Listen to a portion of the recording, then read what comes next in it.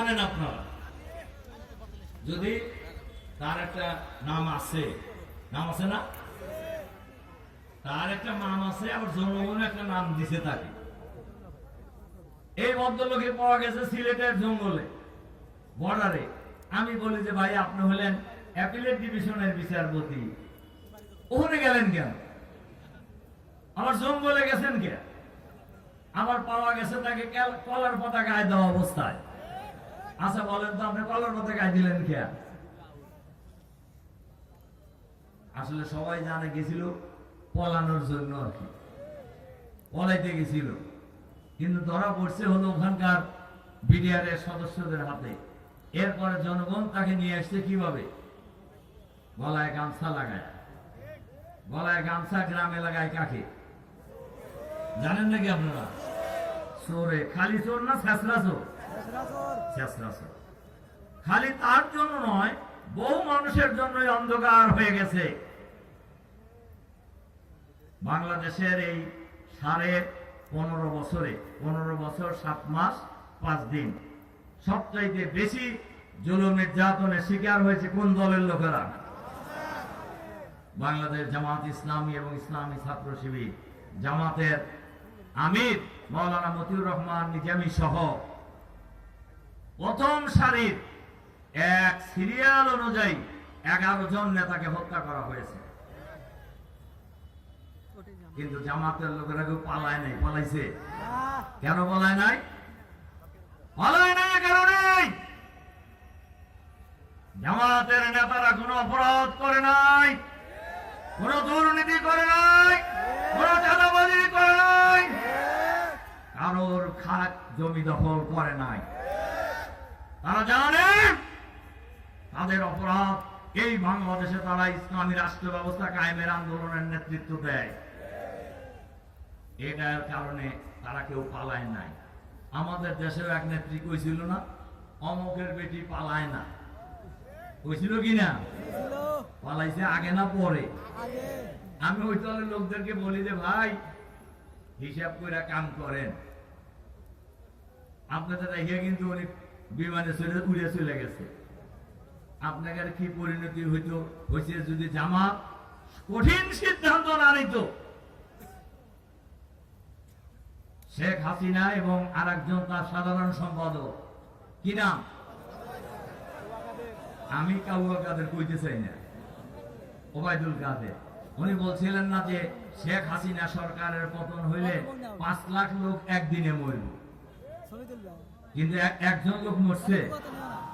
জামাত ইসলামীর আমির ডক্টর শফিকুর রহমান নির্দেশ দিয়েছিলেন অন্যায় ভাবে বিচার হাতে তুলে নেওয়া যাবে না। যে কাজ ওনারা করছেন, ওনারা করে নাই।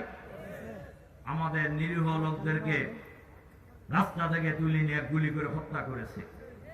আমাদের নিরীহ লোকদেরকে, নিরপরাধ লোকদেরকে থানায় নিয়ে বন্দুক বুকে ঠেকিয়ে গুলি করে হত্যা করেছে।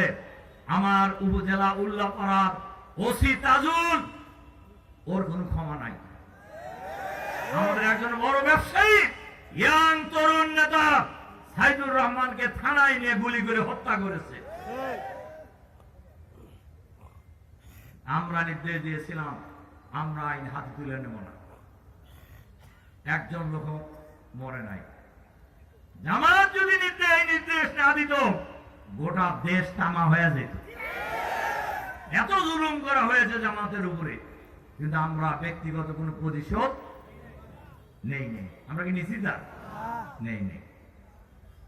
সম্মানিত ভাই এবং বন্ধুগণ, 5ই আগস্টের পরে এখন জনগণের দাবি, 1 নম্বর দাবি হলো গণহত্যার বিচার করতে হবে। গণহত্যা চালানো হয়েছে না? বলেন মাত্র 36 দিনের আন্দোলনে, বিশেষ করে রংপুরের রোকেয়া বিশ্ববিদ্যালয়ের ইংরেজি বিভাগের গরিবের সন্তান আবু সাইদ এইভাবে বুক পেতে দিয়েছিল বুলেটের সামনে।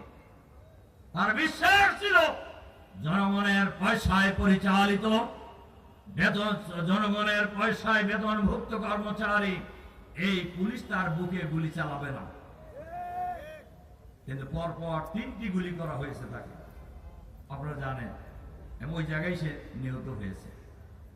তারপর থেকে মাত্র ওইটা কয় তারিখ ছিল? হ্যাঁ, 16 তারিখ ছিল। ওই সময়ে আবু সাইদ হত্যাকাণ্ডের মধ্য দিয়ে আন্দোলনের নতুন মোড় নিয়েছে। এই 16 তারিখের পর থেকে 36শে জুলাই বলে, মানে 5ই আগস্ট পর্যন্ত এই 20-21 দিনে 2000-এরও অধিক মানুষকে নির্বিচারে হত্যা করা হয়েছে। ঢাকার অলিতে গলিতে ছাত্র জনতার লাশ পড়েছিল, কিন্তু জনগণ রাজপথ গণহত্যা চালিয়ে কারফিউ, আর্মির ব্যারিকেড, ইন্টারনেট বন্ধ, সব কিছুকে উপেক্ষা করে রাজপথে ছাত্র জনতার মিছিল সামনের দিকে যখন গণভবনের দিকে যাচ্ছিল, তখনই শেখ হাসিনা পালিয়ে গেছে। দেখেন, ভাত রাঁধছিল অনেক বড় বড় মাছের চাকা দিয়ে, হেলে কিন্তু খাওয়া যেতে পারে নাই।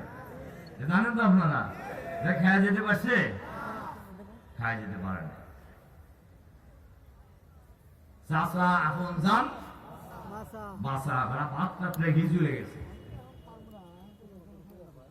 আমার এটা বলার উদ্দেশ্য নয়, উদ্দেশ্য হলো যারা গণহত্যা চালিয়েছে তাদের বিচার করতে হবে। এটা হলো জনগণের এখন 1 নম্বর দাবি।